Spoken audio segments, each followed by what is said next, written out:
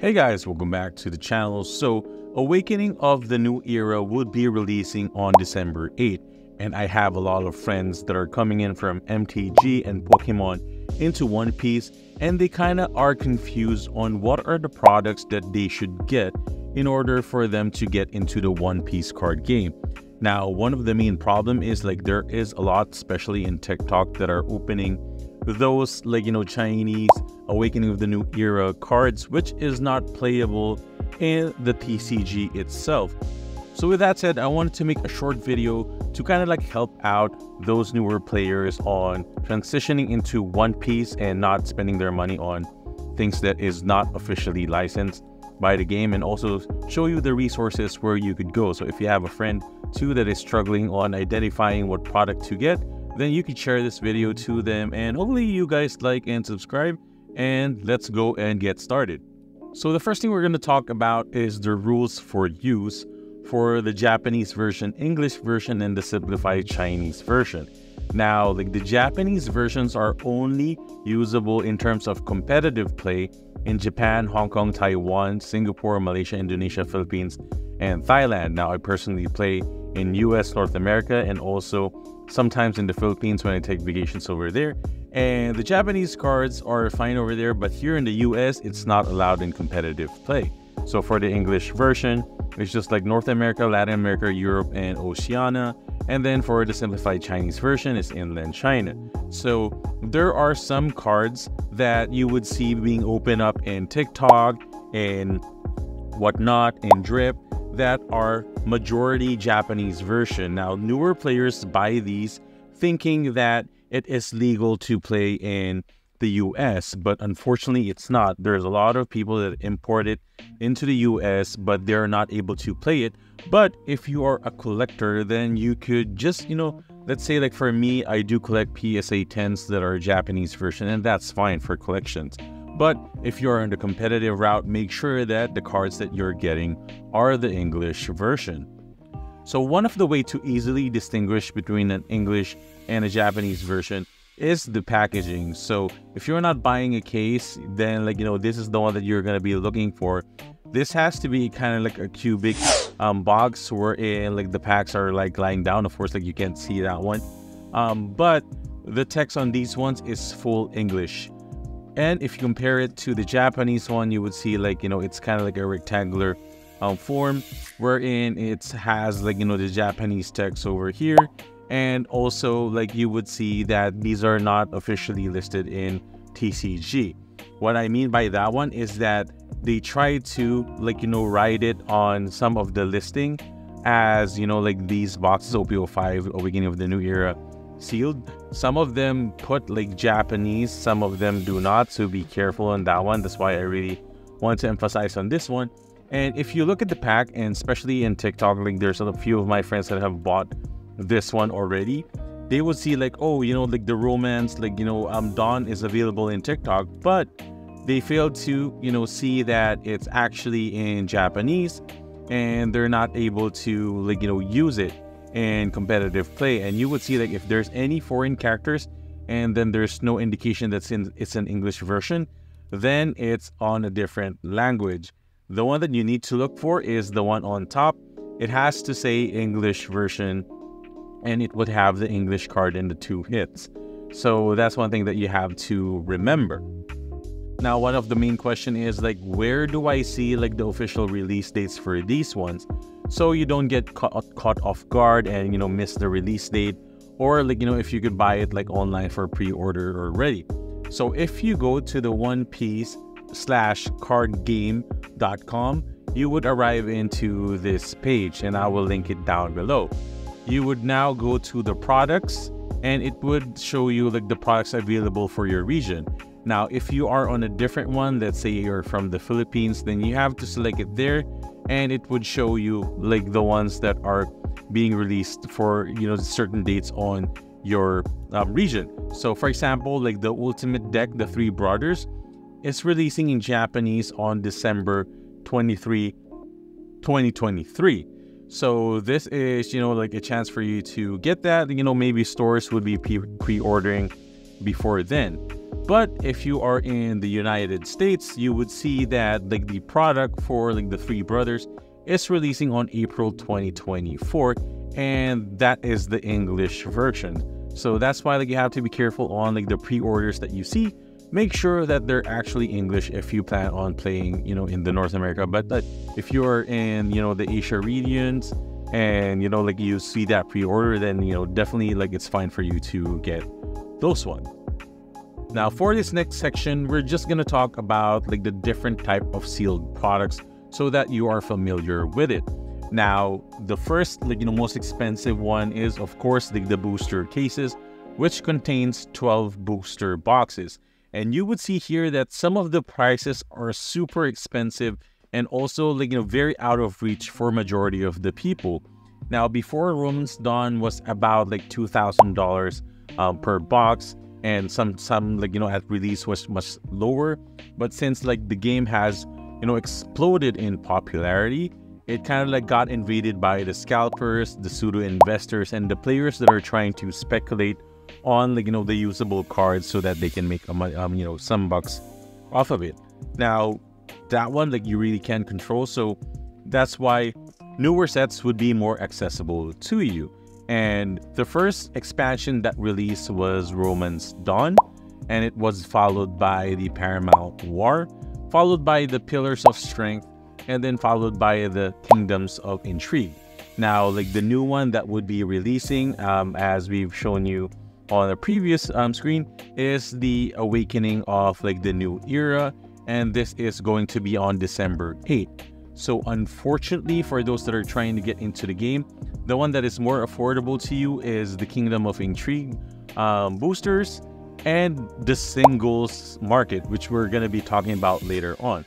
So my advice is, you could find a store that sells One Piece in your area and, buy off of them to support the local game store. But of course, if you do not want to, I would say there are some shop owners that are kind of rude in a way, but most of the people that I've met in my area are super nice and super helpful to the newer players, that they offer, priority to the newer players.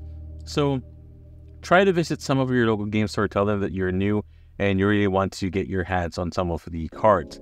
Now, the one reason why some of these ones are super popular is it's not like the other anime games we're in. It's just snapshots of certain game, certain scenarios or scenes in the anime. They have now original artwork, for example this one, which is super cool. You would see that the design is intricate. These are textured, by the way, so they have etching and embossed parts on the card itself. And this one now have for the first time a card illustration by Ichiro Oda, which is going to be popular, and it's already being pre-ordered in thousands right now. And of course, first time ever to have 3 manga rares for a certain set. So again, just a recap: Romance Dawn was the first one, the second one was Paramount War, the third one was the Pillar of Strength, the fourth one was the Kingdom of Intrigue, and followed by the Awakening of the New Era. Now let's look back to the starters, which is kind of the main entry point for most of the players, because this one has an instructions and rules on how to play the game, and also these have cards that are not seen in the main set for certain releases. So one example is the starter deck 1, which is the Straw Hat Crew, which is available still in most LGSs as it receives a small reprint as far as I know, and compared it to the starter deck 2, which is the Eustace Kid, the 3, and the 4, which is the Animal Kingdom. You would see the prices for these ones are much higher, and the main reason is some of the cards that are used in here are played in decks that are competitive. And you would see one example is Queen. It's $31.99 right now, market price $30, and it's only printed in this starter deck. That's why whenever there's newer players that comes in to the game, there is a recommendation that if you want to have a starter, you just get 2 to 3, 1 to keep if you want to display sealed, and 2 to use. And one of the recent releases is the starter deck, the 3 captain ones. Now this is still available in Target, as I checked this morning, and this is kind of like, cheaper compared to the other ones, as this contains a deck box and a full deck to play. You would also have like, the first ever foil Dawn cards, and this is kind of like semi-competitive off the bat, and you could kind of like optimize it and upgrade it as you go. And you would see like some of the cards for the singles for this one is not that high compared to, except for, of course, like the highly utilized, Captain Kidd and the Trafalgar Law purple cards.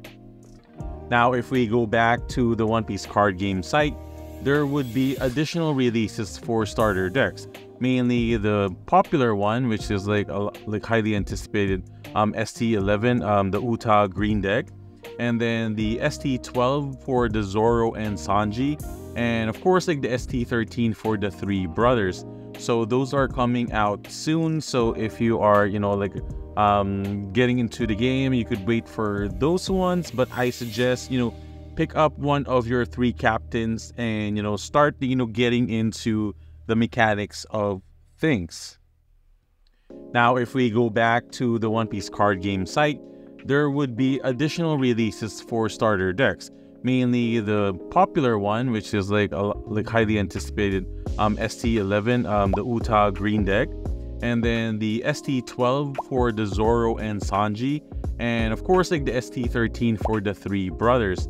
So those are coming out soon. So if you are getting into the game, you could wait for those ones, but I suggest pick up one of your 3 captains and start getting into the mechanics of things.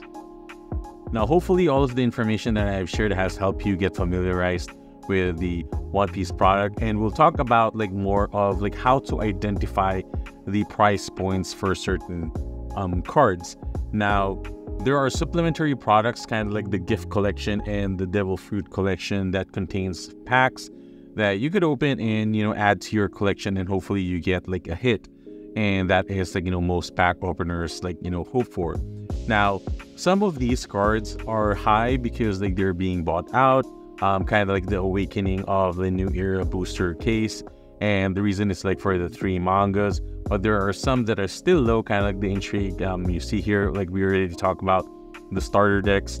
And some of these cards, the reason why they're high is because of their utilization in the tournaments. And since you're getting unique cards as you win on those tournaments, then a lot of players really push into getting these ones and putting it into their deck. Like for example, a recent green deck called Kinemon have won one of the tournaments, and the Yamato jump up in price from 20 to 55. So those are examples. And then Nami being banned and then unbanned for December 8, that cost a surge, and that causes the green decks that was supposed to be dominating to go back down to earth a little bit, and this one came from 25 to 14.